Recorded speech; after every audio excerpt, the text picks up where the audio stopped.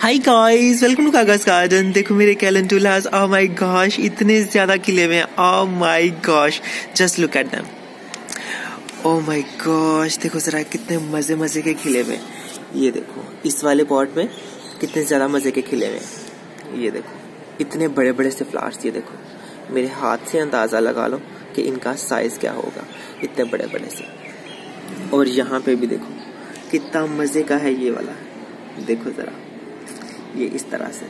और यहाँ पे भी देखो इस वाले में ज़्यादा छोटे छोटे हैं फ्लावर्स जरा, और ये कुछ यहाँ से खत्म भी हो रहे हैं। ये इस तरह से ये सारे इसमें फ्लावर्स खत्म हो रहे हैं, और कुछ ये नई बर्ड्स भी आ रही हैं इसमें, ये भी खत्म हो रहा है। और एक यहाँ पे देखो इतना मजे का खिला हुआ है।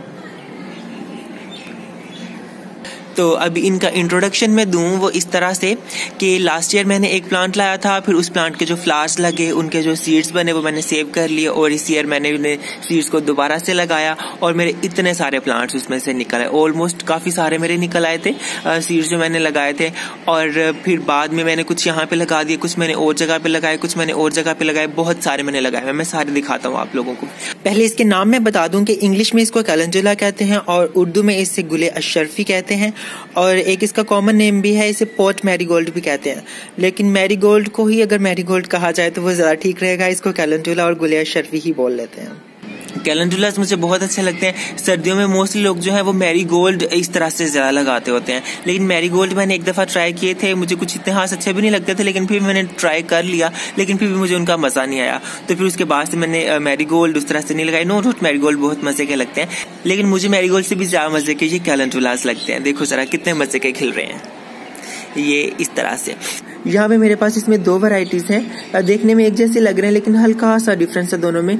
एक ये कि इसकी पेटल्स के एजेस पे हल्की सी ब्राउन लाइन नजर आएगी और इसका सेंटर भी अंदर से ब्राउन है। और दूसरी टाइप ये वाली, इसमें पेटल्स इसकी कम्प्लीटली येलो है और इसका सेंटर से भी येलो ही है, ये इस तरह से।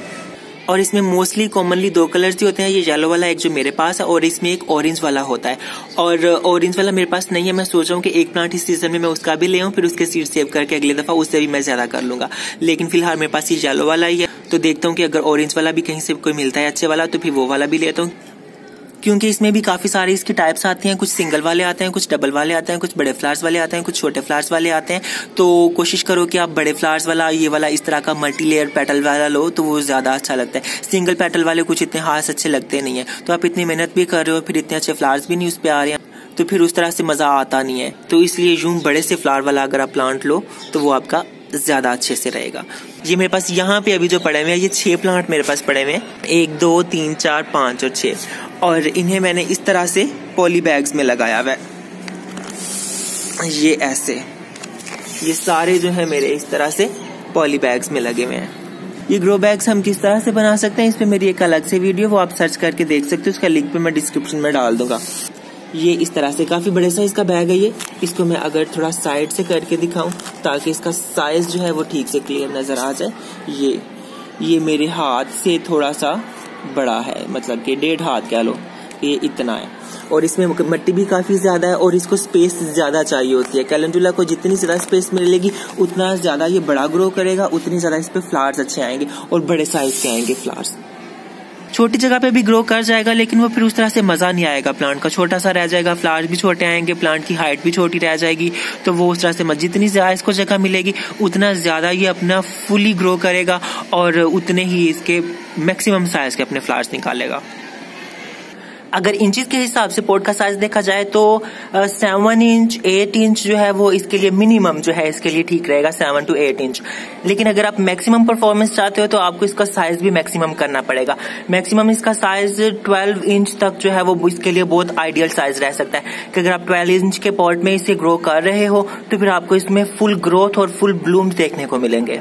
और आप इसको किसी भी तरह के पॉट में ग्रो कर सकते हो, प्लास्टिक पॉट में भी ग्रो कर सकते हो और क्ले पॉट में भी ग्रो कर सकते हो। प्लास्टिक पॉट में अगर आपने इसको ग्रो करना है तो आपको थोड़ा एक्सपीरियंस चाहिए होगा। अगर आप पहले से ग्रो करते आ रहे हो प्लास्टिक पॉट्स में तो फिर ही आपसे हैंडल होगा, नहीं तो प्लास्टिक पॉट में प्लांट जो है वो प्रॉब्लम करने लग जाते हैं। तो प्लास्टिक पॉट में ग्रो करने के लिए इंसान को ना थोड़ा करना पड़ता है, बहुत से प्लांट मारने पड़ते हैं, फिर जाके प्लास्टिक पॉट की समझ आती है कि इसमें प्लांट किस तरह से ग्रो करते हैं। नो डाउट हो जाते हैं, ये नहीं कि बिल्कुल नहीं होते हैं, या हर दफा खराब हो जाते हैं। अगर आपको थोड़ी प्रैक्टिस हो चुकी हुई है, एक्सपीरियंस हो चुका हुआ है, तो आपके प्लास्टिक पॉट्स में भी प्लांट्स बहुत अच्छे से ग्रो करेंगे। मैंने ये जो पॉली बैग्स में लगाए हुए हैं इनका हिसाब भी प्लास्टिक के पॉट के जैसा ही है, लेकिन देखो कि इसमें कितने अच्छे से ग्रो करें, क्योंकि मुझे अब इसकी केयर का तरीका आ गया कि प्लास्टिक पॉट में हम इसको ग्रो करने के बाद इसको किस तरह से ट्रीट करेंगे। तो अगर आप बिगनर हो तो आप मिट्टी के पॉट में ही लगाओ, साथ में 1-2 आप एक्सपीरियंस के लिए प्लास्टिक पॉट में लगा सकते हो। फिर जब आपको थोड़ा एक्सपीरियंस आ जाए तो फिर आप अपने सारे प्लांट्स भी जो है प्लास्टिक पॉट्स में ग्रो कर सकते हो। और अगर केयर की बात की जाए तो इसे फुल सन चाहिए होता है, regular water and regular fertiliser चाहिए होता है। ये 3 चीजें मैंने बता तो दी हैं, लेकिन लोग इन चीजों को कंसीडर नहीं करते हैं, इन चीजों पे इतना फोकस नहीं करते हैं। जब तक आपकी ये 3 चीजें अच्छी नहीं होंगी तब तक आपके प्लांट जो है, आपके फ्लावर जो है वो अच्छे नहीं आएंगे। मैं एक दफा फिर डिटेल से बता दूं, और उस पर मैं सबसे पहले लाइट पे फोकस करना चाहूंगा। वो इसलिए क्योंकि मुझे 1-2 क्वेश्चन भी आया था कि जी हमने मैरीगोल्ड लगाए हुए हैं तो उन पे फ्लावर्स नहीं आ रहे हैं, तो वो उनकी ग्रोथ नहीं अच्छी हो रही है। तो सारा उनसे पूछने के बाद कि जी आपने उन्हें किस तरह से रखा हुआ है, तो बाद में पता चलता है जी उन्होंने शेड में उन्हें लगाया हुआ है। जी क्या रही है हमारी वहां पे सर्दियों में धूप नहीं आती है, तो हमने उन्हें वहां पे लगाया हुआ है। मैंने कल लगाया हुआ है वहां पे, तो उन्हें बाय बाय बोल दें, लेकिन अगर आपको प्लांट चाहिए तो उन्हें निकाल के किसी धूप वाली जगह पे लगा दो। धूप फ्लावरिंग प्लांट्स को बहुत जरूरी होती है, सर्दियों के प्लांट्स को बहुत जरूरी होती है। एक मुझे क्वेश्चन आया जी अगर इसे धूप चाहिए तो फिर ये सर्दियों का प्लांट क्यों है, फिर हम इसे गर्मियों में क्यों नहीं लगा सकते हो। देखो धूप चाहिए होती है उन प्लांट्स को, सर्दियों की धूप चाहिए होती है। सर्दियों की धूप जरा ठंडी होती है तो वो फ्लावर्स के लिए अच्छी होती है, उसके साथ आपके फ्लावर्स ज्यादा दिन तक रह सकते हैं। और इसका फ्लावर जो है ये तकरीबन 3, 4, 5 दिन, हफ्ता भी रह जाता है, क्योंकि इसमें क्या होता है कि इसकी पेटल्स जो है वो बाहर वाली पहले खिलने लग जाती हैं और अंदर वाली बाद में खिलती हैं। ये फ्लावर अभी पूरा नहीं खिला हुआ, ये इस तरह से पूरा खिल जाता है ये वाला। तो बाहर वाली पेटल्स पहले खिलती हैं तो वो पहले ही खराब होना शुरू हो जाती है, ये इस तरह से, और अंदर वाली पेटल्स बाद में खिलती हैं तो वो बाद में खराब होता है। अब इसमें देखो कि इसकी सारी पेटल्स जो है वो मुरझा गई हैं और अंदर वाली 1-2 पेटल्स अभी भी फ्रेश हैं, ये इस तरह से। ये देखो प्लांट को अगर हम शेड में लगा देंगे तो वो क्या पता ग्रो भी करने लग जाए डे लाइट की वजह से, लेकिन उस पर फ्लावरिंग इतनी अच्छी नहीं आएगी, उसकी ग्रोथ इतनी अच्छी नहीं रहेगी जितना कि आपने एक धूप में प्लांट लगाया हुआ है उसकी ग्रोथ जितना अच्छी होगी, क्योंकि धूप के साथ ही प्लांट्स के ऊपर फ्लावर्स, फ्रूट्स, वेजिटेबल्स लगने होते हैं। अब बात यह है कि हम इनको कितनी धूप दें। किसी ने मेरे से पूछा था कि आप घंटों में बता देना कि हम कितनी धूप दें, तो मैंने कहा कि आप सुबह से लेकर शाम तक जितनी मैक्सिमम हो सके आप इन्हें धूप दें तो वो इनके लिए ज्यादा अच्छा होगा। लेकिन फिर भी अगर आपकी कुछ लोकेशन ऐसी है कि जहाँ पे सारा दिन धूप नहीं आती है तो फिर भी 5 घंटे की धूप, मिनिमम 5 घंटे की धूप तो जरूर चाहिए होती है इन्हें। इससे कम धूप मिलेगी तो इसकी परफॉर्मेंस जो है वो कम होती जाएगी, ज्यादा धूप मिलेगी तो प्लांट की परफॉर्मेंस जो है वो अच्छी होगी, उसकी ग्रोथ अच्छी होगी, उसके ऊपर फ्लावरिंग अच्छी होगी। तो अभी जिन प्लांट्स को धूप नहीं मिलती है मैं उनका भी हाल आपको बता दूं कि उनका क्या हाल होता है। उनका फिर ये हाल होता है कि प्लांट ग्रो भी कर रहा है और उसके ऊपर बर्ड्स देखो आप, कितनी छोटी छोटी सी बर्ड्स आई हुई हैं और ये खिल भी नहीं रही हैं, ये इस तरह से। ये देखो इस पे एक छोटी सी बर्ड आई है और इस पे छोटा सा फ्लावर खिलता है बस, और उसी तरह से वो खत्म हो जाता है। इस पे एक खिला भी हुआ था फ्लावर, शायद मुझे कहीं पे नजर आ जाए, ये इतना छोटा सा इसके ऊपर फ्लावर खिलता है, ये इस तरह से। तो ये मैंने बाहर अपनी क्यारी में लगाए हुए हैं कुछ प्लांट्स इस तरह से, और साथ में मैंने ये भी लगा दिया। और सर्दियों में यहाँ पे धूप नहीं आती क्योंकि हमारा सामने वाला घर काफी ऊंचा सा है और सूरज क्योंकि आजकल थोड़ा तिरछा होता है तो वो धूप इस पे इस तरह से आती नहीं है, तो शेड में फिर इनका ये हाल हो चुका है। तो अब आप खुद ही देख लो कि धूप कितनी जरूरी होती है। इन सारे प्लांट्स को मैंने एक साथ लगाया था, सीलिंग तो मैंने सारी इकट्ठी की थी, लेकिन उनको भी मैंने वहां पे पॉली बैग्स में लगा दिया और इनको मैंने यहाँ पे क्यारी में लगा दिया। तो आप डिफरेंस आप खुद ही देख लो कि क्यारी में धूप के बगैर वाले प्लांट्स का ये हाल है और वो इस छत पे पड़े हुए हैं फुल सन में सारा दिन, तो उनका क्या हाल है। तो अभी बात करें इसके फर्टिलाइजर की, तो फर्टिलाइजर भी इसके लिए बहुत जरूरी होता है। लोग कहते हैं कि सीजनल प्लांट है, इसने तो फ्लावर निकालने ही निकालने, फर्टिलाइजर दो ना दो कोई फर्क नहीं पड़ता, तो फर्क पड़ता है। मेरे पास उसकी भी एक एग्जांपल मौजूद है, मैं आप लोगों को दिखाता हूँ कि ये वाले प्लांट जो है मेरे, ये फुली फर्टिलाइज्ड है। इनकी सॉइल मिक्सिंग के वक्त मैंने इसकी सॉइल में 50% बालू मिट्टी और 50% मैंने काऊ डंग मिलाया था। तो उसके बाद भी जब इस पे फ्लावर्स आना स्टार्ट हो गए तो अब मैं इसको ये DAP दे रहा हूँ। मैं ये कितना सा देता हूँ, मैं ये इतना सा देता हूँ एक प्लांट के हिसाब से, आप कह लो कि 10-15 दाने, तो वो इस तरह से मैंने लिए और यहाँ पे इसके प्लांट के अंदर इस तरह से मैंने डाल, वो नजर तो आ नहीं रही है इसकी सॉइल, तो मैं बस इसी तरह से इसमें ये डाल देता हूँ और फिर बाद में ऊपर से मैं पानी दे देता हूँ। तो फर्टिलाइजर भी प्लांट्स के लिए बहुत जरूरी होता है, उसके साथ आपके फ्लावर्स जो है वो बड़े आते हैं, फ्लावर्स आपके ज्यादा आते हैं। अब मैं आपको वो प्लांट्स दिखाता हूँ जिनको मैंने फर्टिलाइजर नहीं दिया, तो आप खुद इनका डिफरेंस देखना कि इनमें और उनमें क्या फर्क था। हाँ, तो ये हैं वो वाले प्लांट्स जिनको मैंने फर्टिलाइजर नहीं दिया, और आप इनकी हालत खुद ही देख लो कि एक तो फ्लावर्स हैं भी थोड़े हैं काफी, इसमें भी तकरीबन 6 ही प्लांट लगे हुए हैं। इस क्यारी में भी, ये मेरी क्यारी इस तरह से है, ये, और इसमें भी तकरीबन 6 ही लगे हुए हैं, 1 2 3 4 5 और 6। हाँ, इसी तरह से इसमें कुछ 6 प्लांट लगे हुए हैं। और इस पे फ्लावर्स देख लो कि कितने से आए हुए हैं और उस पे देख लो कि कितने से आए हैं। और इसमें फ्लावर्स का साइज भी जो है वो छोटा छोटा सा है, ये इस तरह से छोटे छोटे से फ्लावर्स है। और पेटल्स भी कोई इतनी ज्यादा नहीं है, बस 2 4 पेटल है। ये वाला एक बड़ा खिल गया अंदर से, क्योंकि इनको मैंने फर्टिलाइजर नहीं दिया हुआ, ये मेरे एक्स्ट्रा प्लांट थे, तो इनको फेंकने के बजाय मैंने यहाँ क्यारी में जगह फालतू थी तो फिर मैंने इन्हें यहाँ पे लगा दिया। तो वो देखो अब चल तो रहे हैं और फ्लावर्स भी निकल रहे हैं, लेकिन वो कुछ इतने हेल्दी नहीं है जितने कि इनको होना चाहिए था अगर इन्हें फर्टिलाइजर अच्छा मिलता। धूप इसे बहुत अच्छी मिलती है, सारा दिन इसे धूप मिलती है सुबह से लेकर शाम तक, लेकिन फर्टिलाइजर ना मिलने की वजह से इसका फ्लावर का साइज छोटा है, इसकी पेटल्स थोड़ी हैं और ये प्लांट की ग्रोथ भी कुछ उस तरह से नहीं है। डीएपी के अलावा आप इसे और भी कोई सा भी फर्टिलाइजर दे सकते हो, लाइक आप इसे एनपीके भी दे सकते हो। काउ डंग तो है बहुत लाइट होता है तो वो उस तरह से आपको रिजल्ट देगा नहीं, वो आप सॉइल मिक्सिंग के वक्त ही यूज करो काउ डंग, और बाद में आप इसे डीएपी ही दो, बल्कि मैं तो यही सजेस्ट करूंगा क्योंकि डीएपी के साथ मुझे बहुत अच्छा रिजल्ट इसमें मिलता है। एनपीके भी आप दे सकते हो, लेकिन एनपीके थोड़ा महंगा मिलता है हमारे यहाँ पे, तो फिर इसलिए एनपीके मैं जरा कम ही यूज करता हूँ। लेकिन डीएपी तो बहुत सस्ता मिल जाता है, मुझे 100 रुपीज 1 kg का मिल जाता है, तो वो आप भर भर के अपने प्लांट्स में डालो, बहुत ज्यादा होता है वो, बहुत सारा आपका एक सीजन आराम से चल जाता है। लेकिन इसके अलावा अगर आपके पास और भी कोई फर्टिलाइजर है तो आप इसमें डाल सकते हो, ऐसा कोई इशू नहीं है। लेकिन कोशिश करो कि आप इसमें थोड़े पोटाशियम और फोस्फोरस रिच फर्टिलाइजर डालो, क्योंकि नाइट्रोजन रिच फर्टिलाइजर डालने से क्या होगा कि इसमें लीफ ग्रोथ आपकी ज्यादा हो जाएगी, फ्लावर्स इसके फिर थोड़े कम होने शुरू हो जाएंगे। तो इसलिए अगर आप इसमें पोटाशियम और फोस्फोरस रिच फर्टिलाइजर डालोगे तो उसके साथ आपकी फ्लावर्स जो है वो ज्यादा होंगे। स्टार्टिंग में प्लांट को नाइट्रोजन अभी ज्यादा चाहिए होती है, तो इसलिए हम स्टार्टिंग में काउ डंग मिलाते हैं इसकी सॉइल में, क्योंकि काउ डंग में नाइट्रोजन ज्यादा होती है, बाकी सारा कुछ भी होता है लेकिन नाइट्रोजन ज्यादा होती है, तो इसलिए फिर स्टार्टिंग में काउ डंग हम मिला देते हैं ताकि इसकी ग्रोथ अच्छी हो जाए। लेकिन फिर जब इसमें फ्लावर्स आना स्टार्ट हो जाए तो आप इसमें फोस्फोरस और पोटाशियम रिच फर्टिलाइजर्स डालोगे तो उसके साथ आपको इसमें ज्यादा अच्छे फ्लावर्स देखने को मिलेंगे। हाँ, तो ये होगी फर्टिलाइजर की बात। अब बात करते हैं पानी की। पानी मैं लास्ट पे इसलिए डिस्कस कर रहा हूँ क्योंकि पानी तो हम लोग डाल ही देते हैं, बाकी सारे प्लांट्स में डालते हैं, तो चलो सारे प्लांट्स पे ही हम लोग पानी डाल देते हैं। और कोई चीज डाले ना डाले, हम फर्टिलाइजर और धूप हम डाले ना डालें, लेकिन पानी हम जरूर डाल देते हैं क्योंकि वो तो फ्री का ही होता है, तो वो हमने डाल देता है। हालांकि धूप भी बिल्कुल फ्री की ही होती है, लेकिन हमारी कुछ लोकेशन इस तरह की होती है कि जहाँ पे सारा टाइम धूप नहीं आती है, तो फिर आप अगर आपकी सारा टाइम धूप नहीं आ रही तो फिर आप जो है अपने माइंड से ये फ्लावरिंग फ्रूटिंग प्लांट्स निकाल दो, फिर आप फोलिएज प्लांट्स रख लो, इंडोर प्लांट्स रख लो, वो आपकी शेड वाली जगह पे ज्यादा अच्छे से चलेंगे। तो इसलिए अच्छी बात ये है कि जैसी आपकी लोकेशन है वो आप पहले देख लो, उसके हिसाब से आप प्लांट्स चूज करो। अच्छा, तो पानी की बात हो रही थी, वो ये कि आपने इसको पानी देना है रोजाना रोजाना नहीं देना। जब प्लांट छोटा होता है, जब अभी सीडलिंग होती है, तो उसकी पानी की कंजम्पशन बहुत कम होती है, तो तब वो बहुत कम पानी यूज करता है। और सर्दियों में आजकल धूप भी इतनी तेज नहीं होती है कि वो धूप से हमारी सॉइल ड्राई हो जाए, तो इसलिए आपने इसका पानी जरा ध्यान से देना होता है। वो ऐसे देना होता है कि जब इसकी सॉइल हल्की सी ड्राई होने लगे तो फिर आप इसे दोबारा अपना पानी दे सकते हो। कभी कभी तो यूं होता है कि हफ्ता पूरा गुजर जाता है और पानी देने की जरूरत नहीं पड़ती है। हर किसी को पता ही है कि प्लांट के लीफ के ऊपर से ट्रांसपिरेशन होती है, जो हल्के हल्के से इसके ऊपर पोर्स होते हैं, उनमें से पानी जो है वो इवेपोरेट होता है। तो प्लांट जितना बड़ा होगा उतनी ज्यादा उसमें ट्रांसपिरेशन ज्यादा होगी और उतना ज्यादा पानी की कंजम्पशन ज्यादा होगी। तो जैसे जैसे आपका प्लांट बड़ा होता जाए आप इसमें पानी की क्वांटिटी ज्यादा करते जाओगे, सॉइल आपको खुद ही बता देगी कि उसको पानी चाहिए है कि नहीं चाहिए। जब आपकी सॉइल हल्की सी मॉइस्ट हो तो जब आप उसमें नेक्स्ट वाटर आप कर दो, लेकिन बहुत ज्यादा भी आप इसमें सॉगी नहीं रखोगे कि आप रोज रोज से इसमें पानी दो तो उसे ड्राई होने का टाइम भी ना मिले।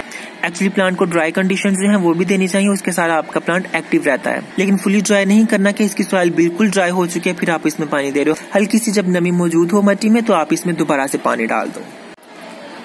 और अभी कुछ इसकी आफ्टर केयर की बात कर लें। पहले तो हम इसकी बात करते हैं डेड हेडिंग की, कि जैसे आपका प्लांट आके खत्म हो जाए फिर आपका ऊपर वाला हेड आप उसका ये काट दो, ये इस तरह से फ्लावर ये खत्म हो रहा है तो इसका ऊपर वाला हेड इस तरह से हम काट देंगे। इसकी 2 रीजंस हैं। एक तो ये कि आपका प्लांट अच्छा लगता है, ये देखो इस तरह से अब लगा हुआ है तो थोड़ा अजीब ही लग रहा है, थोड़ा गंदा गंदा सा भी लग रहा है, तो हम इसको हटा देंगे तो हमारे प्लांट पे नीट सी लुक आएगी। और दूसरा ये कि अगर हम इसको नहीं हटाएंगे तो इसके ऊपर सीड पॉड्स बनना शुरू हो जाएंगे। तो जब प्लांट सीड्स बनाने लग जाता है तो उसका फ्लावरिंग से फोकस हट जाता है, वो फिर अपना सीड्स पे फोकस करने लग जाता है। तो इसलिए अगर हम इस पे सीड्स बनाने लग जाएंगे तो फिर हमारी फ्लावरिंग जो है वो डिस्टर्ब हो सकती है। तो स्टार्टिंग में सीड्स की लालच नहीं करनी चाहिए। प्लांट जब खत्म होने लगता है तो वो आपको सीड्स दे के ही जाएगा। डोंट वरी, ऐसा इसमें डरने वाली कोई बात नहीं है कि शायद प्लांट खत्म हो जाए और हमारे हाथ में सीड्स ना लगे। तो अभी जब स्टार्टिंग पे इसके फ्लावर्स लग रहे हैं तो जब आप इसके अभी फ्लावर्स आने दो, फ्लावर जब खत्म हो जाए तो आप उसे हटा दो। फिर जब मौसम खत्म होने लगता है इनका तो फिर बाद में ऑटोमेटिकली उसमें बल्कि ज्यादा सीड्स बनते हैं एज कम्पेयर टू के जो आपके फ्लावर्स पहले खिले हैं उनके ऊपर जो सीड्स बनेंगे, और जो आपका प्लांट खत्म होने लगेगा जब उस पे सीड्स भी ज्यादा बनेंगे और सीड्स अच्छे भी बनेंगे, और जब तक गर्मी आ चुकी होंगी तो वो अच्छी तरह से पक भी जाएंगे आपके सीड्स, तो वो स्टोर करने में आपको आसानी रहेगी। अच्छा, अभी एक चीज मैं इसके लाइफ साइकिल की डिस्कस करना चाह रहा हूँ, क्योंकि बहुत से लोग जो हैं वो अभी आजकल जैसे कि फ्लावर्स खिल रहे हैं वो देखते हैं तो फिर उनका भी दिल करता है कि हम भी लगा लें, तो फिर कहते हैं कि हम इस मौसम में इसके सीड्स लगा सकते हैं, फिर वो सीड लगाने की तरफ आ जाते हैं। तो देखो, ये मौसम नहीं है सीड्स लगाने का। जो फ्लावर आपको अभी नजर आ रहे हैं उनके ऊपर 3-4 महीने से पहले काम होना शुरू हुआ था, तो अभी आके उनके ऊपर फ्लावर्स आना स्टार्ट हुए हैं। तो अगर आप अभी उनके ऊपर सीड्स लगाओगे, अभी जैसे कि ये फरवरी चल रहा है, तो अगर अभी आप सीड्स लगाओगे तो वो 3-4 महीने के बाद उसके ऊपर फ्लावर्स आना स्टार्ट होंगे। जब अभी पहले प्लांट ग्रो करेगा तो फिर बाद में जाके उसके ऊपर फ्लावर्स आएंगे। तो वो जब 3-4 महीने बाद आप खुद ही सोच लो कि मई जून आ जाएगा, और मई जून में तो सर्दियों के प्लांट्स उस तरह से सर्वाइव नहीं करते हैं, तो फिर आपके उसके ऊपर फ्लावर्स नहीं आएंगे। तो इसका लाइफ साइकिल कुछ इस तरह से होता है कि आप इसके अगस्त, सितंबर, अक्टूबर, ये 3 महीने होते हैं आपके पास। लंबा टाइम है आपका सीड्स लगाने का। जब आप इसके सीड्स लगाओगे और फिर बाद में दिसंबर, जनवरी, फरवरी में इसके ऊपर फ्लावर्स आना स्टार्ट होंगे, जो कि फिर बाद में मार्च, अप्रैल तक इसके ऊपर फ्लावर्स आते रहेंगे। और फिर मई में क्या होगा कि गर्मी ज्यादा बढ़ जाएगी तो ये प्लांट जो है ये खत्म होना शुरू हो जाएगा। फिर आप इसके सीड सेव करके तो रख लोगे, फिर अगले साल इसे दोबारा से आप अगस्त, सितंबर, अक्टूबर में लगा सकते हो।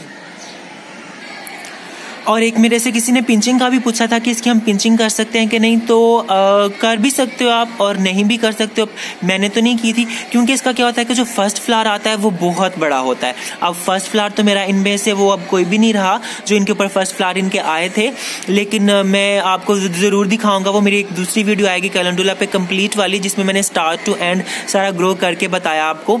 उसमें आप देखना कि इसके फर्स्ट फ्लावर जो थे वो कितने बड़े बड़े आए थे।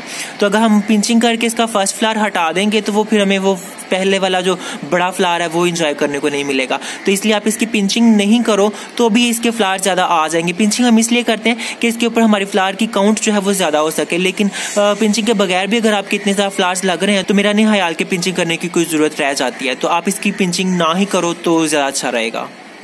और अभी अगर इसकी प्राइस की बात की जाए तो प्राइस में सीड्स की और प्राइस होगी, इसकी सीडलिंग की और प्राइस होगी और प्लांट की और प्राइस होगी। सीड्स को पहले देखें तो आपको 50, 60, 70 रुपए का एक पैकेट मिल जाएगा, जिसके अंदर यही कि 50-60 सीड्स होंगे। तो वो आप बाय कर सकते हो कहीं से भी, किसी भी सीड शॉप से बाय कर सकते हो। और अगर आपने सीड्स बाय नहीं किए हैं और सीड्स का टाइम गुजर चुका है तो आप सीडलिंग भी बाय कर सकते हो नर्सरी से। नर्सरी वालों ने पॉट में जो सीडलिंग की होती है अपने लिए और सेल करने के लिए, तो वो आप एक पॉट खरीद सकते हो। वो आपको यही कोई 50, 60, 70 रुपए का, मैक्सिमम 100 रुपए तक आपको एक सीडलिंग का पॉट मिल जाएगा, जिसके अंदर यही कोई 15-20 प्लांट्स आपके होंगे। तो मुझे तो वैसे सीडलिंग बाय करना ज्यादा ठीक रहता है, क्योंकि सीड्स का कोई पता नहीं होता जर्मिनेट करेंगे नहीं करेंगे, हमसे ठीक से होंगे नहीं होंगे, हमें तरीका आता है सीड जर्मिनेट करने का या नहीं, तो इसलिए सीड्स में थोड़ा रिस्क होता है। तो मुझे तो सीडलिंग बाय करना ज्यादा अच्छा रहता है, क्योंकि वो हम पॉट में से देख लेते हैं कि कितने प्लांट निकले हुए हैं और रिजल्ट हमें पता चल जाता है, क्वालिटी पता चल जाती है, प्लांट हेल्दी है नहीं है, तो फिर उस हिसाब से हम सीडलिंग को देख के बाय कर सकते हैं। और अगर आपने सीडलिंग भी बाय नहीं की तो सीडलिंग आपको नवंबर में मिलना स्टार्ट हो जाती है। अक्टूबर, नवंबर में आपको प्लांट्स की ये सीडलिंग जो है एनुअल प्लांट्स की नर्सरीज में अवेलेबल हो जाती है, आप खरीद सकते हो अक्टूबर, नवंबर में।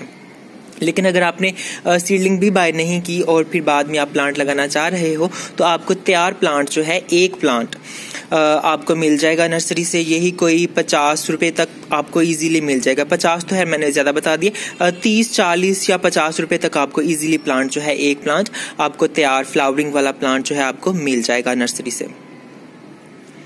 वो फिर आपको तैयार प्लांट जो है वो फरवरी में, जनवरी फरवरी में मिलना स्टार्ट हो जाएंगे।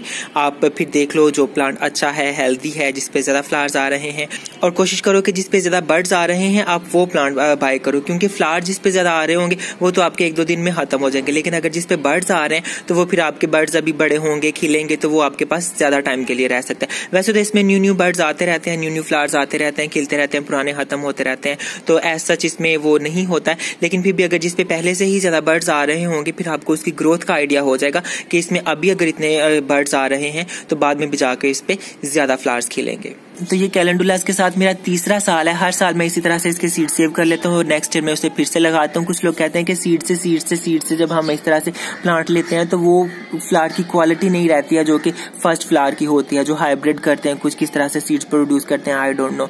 लेकिन मैं तो इसे तीसरा साल मेरा हो गया इन्हें ट्राई करते हुए और मेरे तो फ्लावर्स उसी तरह के हैं जैसे पहले ईयर में थे, काफी बड़े बड़े से और काफी बड़ी पेटल्स वाले। कहते हैं कि फ्लावर छोटा हो जाता है, उसकी पेटल काउंट कम हो जाता है, लेकिन मेरे साथ कैलेंडुला के साथ तो ऐसा मुझे कुछ देखने को नहीं मिला है। हर साल उसी तरह से फ्लावर्स खिलते हैं जिस तरह के सबसे पहले खिले थे। हाँ, तो ये थी कुछ बातें कैलेंडुला के बारे में। आई होप आपको अच्छे से समझ आ गई होगी। मैंने बहुत सारे क्वेश्चंस आपके क्लियर करने की कोशिश की है जो कि बहुत कॉमन क्वेश्चन थे और वो हर कोई पूछ रहा था, तो मैंने कहा कि चलो मैं क्लियर कर दूं। ये सिर्फ कैलेंडुला के बारे में वो क्वेश्चंस नहीं थे, धूप के और फर्टिलाइजर के वो ऑलमोस्ट सभी प्लांट्स के ऊपर थे जो कि सर्दियों के प्लांट्स हैं, जो कि सीजनल प्लांट्स हैं। तो आप उन रूल्स को इन सारे एनुअल प्लांट्स के ऊपर अप्लाई कर सकते हो। तो आपको मेरे कैलेंडुलास कैसे लगे आप मुझे कमेंट्स में जरूर बताना, लेकिन फिर भी अगर कोई आपका क्वेश्चन रह गया हो तो वो भी आप मुझसे कमेंट्स में पूछ सकते हो। तो फिर ठीक है, मिलते हैं किसी और वीडियो में। Okay guys, bye bye.